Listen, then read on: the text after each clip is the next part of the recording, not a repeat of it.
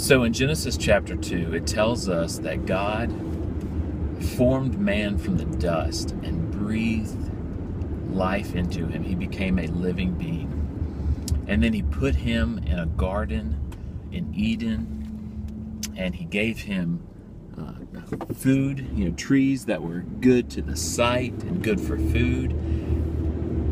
And so God gave us life. God put us, or our first father, Adam, into a garden in Eden, and Eden means pleasure or delight. And so God gives us life. He gave us life, and God put us in a place of pleasure and delight. Now, do we experience death? Yes. Is it God's fault? No. Do we experience pain instead of pleasure? Yes. Is that God's doing? No. It came from sin, and we'll hear about that in a little bit. But the point is that God gives us life.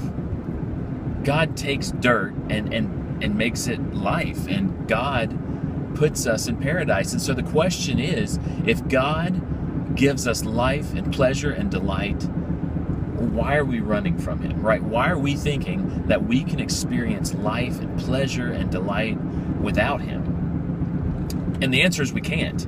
And we feel like we can, and we've all experienced this. We were born into this rebellion where we thought we could experience those things without God.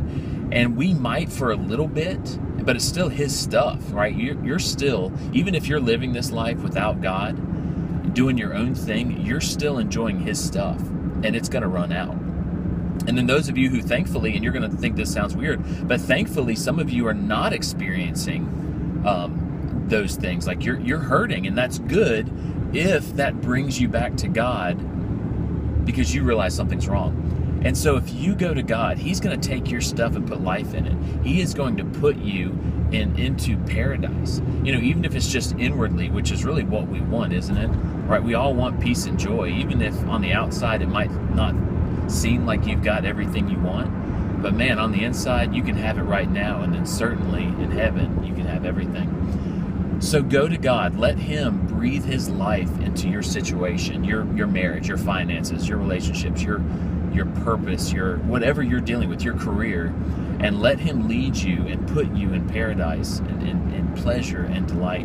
And we ask, like, why is there so much pain in the world if God is loving? And the question is, why is life actually so good in so many parts of the world and for so many people if so many people have turned their backs on God and they've rejected the giver of life and the holder of pleasure and delight? So go to him.